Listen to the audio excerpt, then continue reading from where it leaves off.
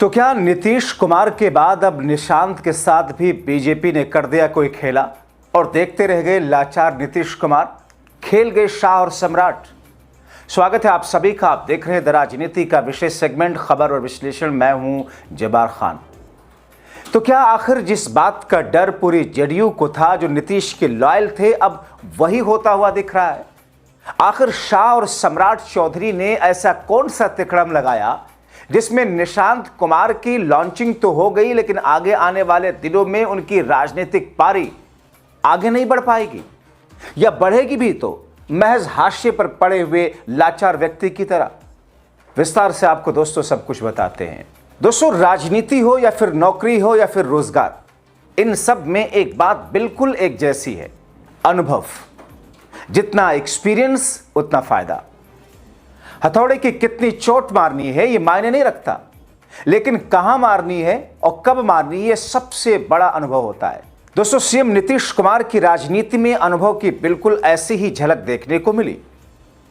अब जबकि निशांत कुमार पिता की विरासत को संभालने के लिए जेडीयू में विधिवत एंट्री कर चुके हैं, मगर उनके लिए राह आसान ही नहीं, उनके रास्ते में कांटे ही कांटे हैं, और इतने कांटे हैं, और आप सुनकर के हैरान रह जाएंगे जान करके कि भारतीय जनता पार्टी ने उनके उस रास्ते को पार करने से पहले ही उनके रास्ते में इतने कांटे, पत्थर, कीड़, कंकड़ डाल दिए हैं जिसमें निशांत कुमार चुनने में अक्षम ही होंगे, और नीतीश कुमार दिल्ली से बैठ करके लाचार व्यक्ति की तरह देखते रहेंगे, एक बूढ़े बाप की तरह। क्योंकि पर्दे के पीछे बीजेपी की बिसात तो निशांत की लॉन्चिंग को क्रिकेट के सुनील गावस्कर के बेटे रोहन गावस्कर और फिल्मों में अमिताभ बच्चन के बेटे अभिषेक बच्चन जैसा बना दिया, जिनको एंट्री तो आसानी से मिली, मगर उनका हश्र क्या हुआ? बहुत सारे ऐसे एग्जाम्पल है। आप देखिए इन दिग्गजों के बेटों को, कहां है आज? दोस्तों, आपको बीजेपी के बिहार में नई रणनीति और जेडीयू के खिलाफ पर्दे के पीछे के कदम को बताते हैं, मगर उससे पहले आपको निशांत के सामने की वो चुनौतियां जो जाहिर तौर पर दिखती हैं, उनको भी थोड़ा सा समझा देते हैं कि भारतीय जनता पार्टी जो रोड़ा डाल रही है, रास्ते में कांटे बिछा रही, वो तो है ही है। क्योंकि बीजेपी का एक लक्ष्य है, वो सिर्फ मछली की आंख देख रही है। बिहार की सत्ता अपने बलबूते पर, अपना मुख्यमंत्री अपने बलबूते पर, बीजेपी पूर्ण बहुमत से बिहार में आए, और उसके लिए भारतीय जनता पार्टी ने आज से नहीं, बीते 5-7 वर्षों से अपना जाल बुना था, जिसमें उसे 60% कामयाबी मिल चुकी थी। ललन सिंह, संजय झा सरीखे लोग तो दिल्ली में बैठकर के बीजेपी के लिए क्या कुछ करते हैं आप जानते हैं। तो दोस्तों, निशांत के लिए क्या कुछ कर दिया, यानी कि नीतीश कुमार को खाने में उस मसाले, दालचीनी, तेजपत्ते की तरह उठाल करके साइड में लाइन में कर दिया, दिल्ली बिठा दिया कि देखते रहिए, और निशांत के लिए उन्होंने एक पूरी प्लानिंग तैयार कर दी। आपको बताएं, मगर उससे पहले निशांत खुद कितने कमजोर हैं वो जरा समझ लीजिए, उनके सामने चुनौती।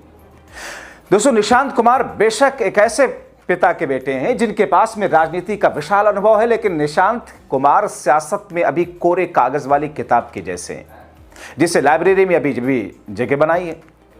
उनके पास में राजनीति का कोई अनुभव नहीं है, शून्य है, क्योंकि वो ना तो जेडीयू या किसी पार्टी के संगठन ढांचे का हिस्सा रहे और ना ही कभी कोई चुनाव लड़ा। ऐसे में निशांत का सामना खुर्राट नेताओं, जी हां, चाहे पक्ष हो या विपक्ष, खुर्राट नेताओं के समान उनका सामना है। तो फिर सवाल यह है कि क्या करेंगे निशांत ऐसी स्थिति में? जाहिर है कि जैसे अर्जुन के पास काबिलियत थी, लेकिन वो उससे अनजान थे। तब गुरु द्रोणाचार्य ने उनकी काबिलियत, योग्यता को मेहनत की कसौटी पर कसवाया। वही अनुभव महाभारत के युद्ध में काम आया। उसी तरह से निशांत कुमार भी हैं। उनकी क्या काबिलियत है, वो क्या करने में सक्षम है, इसके लिए उन्हें भी एक गुरु की जरूरत है, जो उन्हें कसौटी पर परख करके ये तय कर सके कि निशांत राजनीति में कुछ कर भी सकते हैं या नहीं, और कर सकते हैं तो क्या कर सकते हैं। उनके पास ऐसी क्या खास बात है जिससे वो अनजान है, और खुद निशांत अनजान है, और उन्हें क्या क्या सीखने की जरूरत है।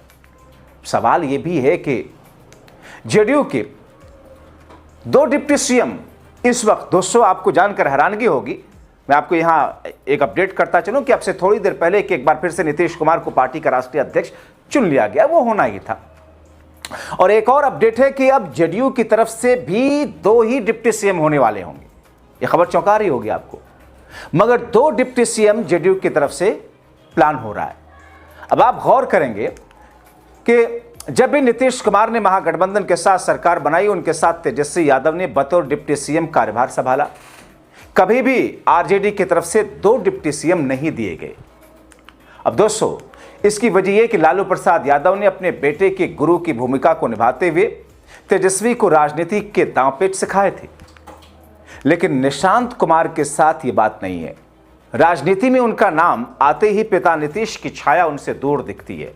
बीजेपी ने, यानी आप देखिए कि जैसे निशांत कुमार को राजनीति मिलाया गया, जेडीयू मिलाया गया, नीतीश कुमार को बीजेपी ने दूर उठाकर कर दिया, दिल्ली पहुंचा दिया।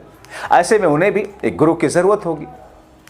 हमारे सूत्र बता रहे हैं दोस्तों कि जेडीयू का एक सीनियर लीडर डिप्टी सीएम बन सकता। और चूंकि दोस्तों निशांत अनुभवहीन है, आप मान करके चलें कि बिहार का सीएम बीजेपी का होगा।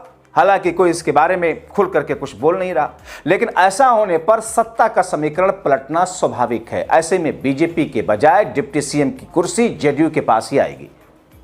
और मेरे सूत्र इस वक्त तक, जो मैं पहले भी ये कहता रहा कि एक जेडीयू का हो सकता है निशांत और एक बीजेपी के हो सकते हैं।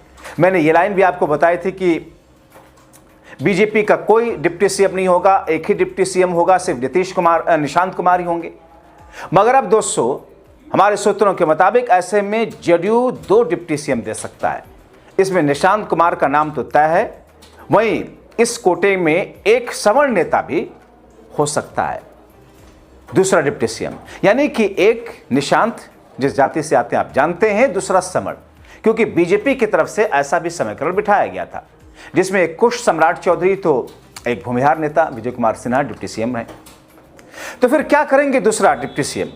दोस्तों अगर इशारों को समझे तो दूसरे डिप्टी सीएम जेडीयू के कोई भी सीनियर नेता हो सकते हैं। इसमें कई नाम हैं, विजय चौधरी, संजय झा, या फिर ऐसे सवर्ण नेता जो नीतीश कुमार के सबसे करीबी हों। उनका काम सरकार चलाने के साथ यह भी होगा कि वो निशांत को इस बात का अनुभव कराएं कि सरकार कैसे चलती है, या नेता ही निशांत को सरकार चलाने की बारीकियां वो नेता ही सिखाएंगे, जैसा अनुमान लगाया जा रहा है। क्योंकि दोस्तों जब मीटिंग्स होंगी, बैठक होगी और दोनों डिप्टी सीएम उसमें होंगे, तभी ना समझ सकेंगे। जेडीयू के जो दूसरे डिप्टी सीएम होंगे उनके सामने हालात होंगे और उन हालात को निशांत कितना समझ रहे हैं, वो उनको समझ करके फिर निशांत को गाइड करेंगे। अब अगर वैसा होता है तो बिहार की नई सरकार की सूरत ठीक वैसी होगी जैसा हम बता रहे हैं। अब दोस्तों बीजेपी का गेम समझिए। बीजेपी ने किया क्या है? पहले नीतीश को रास्ते से हटाया, सिर्फ सीएम से ही नहीं बल्कि बिहार की राजनीति से जेडीयू को कमजोर कर दिया। जब नीतीश दिल्ली गए या जा रहे हैं तो फिर निशांत वैसे ही बेसहारा हो जा रहे हैं। वो निशांत जो पहले से ही कमजोर, बेहद कमजोर, अनुभवहीन ही नहीं बल्कि बीजेपी के स्लीपर सेल से घिरे हुए रहने वाले हैं आगे आने वाले दिनों में। अब ऐसे में निशांत को कुछ वर्षों के लिए, या मान लीजिए कि अगले सीएम वाले लॉलीपॉप चुसाती रहेगी अगले चुनाव तक, ताकि नीतीश भी संतुष्ट रहें और इस बीच में नीतीश की पार्टी अगले चुनाव तक आते आते आधी रह जाए। बाकी नीतीश के नेता बीजेपी के स्लीपर सेल के तौर पर काम करने लग जाए, बाकी बची जो है। और जब अगला विधानसभा चुनाव होगा तो फिर बीजेपी का पूरा फोकस अपने दम पर बिहार में बीजेपी की सरकार बनाना होगा, साथ ही जेडीयू को पूरे तौर पर नेस्तनाबूद कर देना होगा। ये वर्ड आपको थोड़ा हार्श लग रहा होगा, सख्त लग रहा होगा, नेस्तनाबूद, मगर दोस्तों बीजेपी ने अपने सहयोगी पार्टियों के साथ क्या क्या किया है। जब वो उस हैसियत में आई है कि अब उनको उनकी जरूरत नहीं, तो फिर वो पार्टियां खत्म होने के कगार पर आ गई। ऐसा कर दिया बीजेपी ने। अब दोस्तों इन तमाम स्थितियों और परिस्थितियों में लाचार होंगे निशांत, लाचार होंगे नीतीश। इसी बीच जैसा कि मैं आपको बता रहा था कि नीतीश एक बार फिर से जेडीयू के निर्विरोध राष्ट्रीय अध्यक्ष चुन लिए गए हैं। अब से थोड़ी देर पहले नीतीश कुमार ने जेडीयू की एनडीए में वापसी से ठीक पहले दरअसल पार्टी की कमान शामिल थी। पिछली बार 2024 के लोकसभा चुनाव से ठीक पहले दिसंबर 2023 में राजीव रंजन उर्फ ललन सिंह ने जेडीयू के अध्यक्ष पद से इस्तीफा दिया था। तब पार्टी बिहार में महागठबंधन का हिस्सा थी और नीतीश कुमार इंडिया ब्लॉक के गठबंधन के कवायद में जुटे थे। ललन सिंह के अध्यक्ष पद छोड़ने के बाद नीतीश कुमार ने जिम्मेदारी संभाली और कुछ ही दिनों के बाद जेडीयू ने आरजेडी और महागठबंधन से नाता तोड़कर बीजेपी की अगुवाई वाले राष्ट्रीय जनतांत्रिक गठबंधन यानी कि एनडीए का दामन थामा था। नीतीश कुमार ने पिछले दिनों ही बिहार के मुख्यमंत्री पद से इस्तीफा दिया या उनसे दिलाया गया। आप जानते हैं राज्यसभा चुनाव जीत चुके हैं, दिल्ली जा रहे हैं, राष्ट्रीय अध्यक्ष पद की कमान संभाल ली है। नीतीश के इस्तीफे के बाद उनके बेटे निशांत कुमार राजनीति में एंट्री हो चुकी है। राजनीतिक गलियारों में चर्चा के निशांत बिहार के डिप्टी सीएम बनने जा रहे हैं। हालांकि मुख्यमंत्री के नाम पर जिस किस्म का सस्पेंस बनाया बीजेपी ने वो भी बरकरार है, लेकिन निशांत को जिस तौर पर लॉन्च किया गया, क्या उसी तौर पर उनको पुशअप करके आगे राजनीति में ले जाया जाएगा? नहीं, हरगिज नहीं। बीजेपी ये होने नहीं देना चाहती है, क्योंकि बीजेपी के सामने तो वैसे ही दो बड़ी चुनौतियां हैं और दो यंग डायनेमिक लीडर हैं। एक तो विरोधी हैं तेजस्वी यादव, कांग्रेस की तो बात अगर थोड़ी देर के लिए छोड़ दें, और दूसरी तरफ उन्हीं के गठबंधन के हैं रामविलास पासवान के पुत्र चिराग पासवान, जो कि मोदी कैबिनेट में मंत्री हैं, और दोनों ही बेहद डैशिंग, डायनेमिक और राजनीति को समझने वाले। बिहार में एक्सेप्टेबिलिटी दोनों की है। तो फिर ऐसे में बीजेपी दरअसल एक और तीसरा नेता जो उसी की पिछलग्गू पार्टी के हैं, निशांत को तैयार करके कोई जोखिम नहीं लेना चाहती है।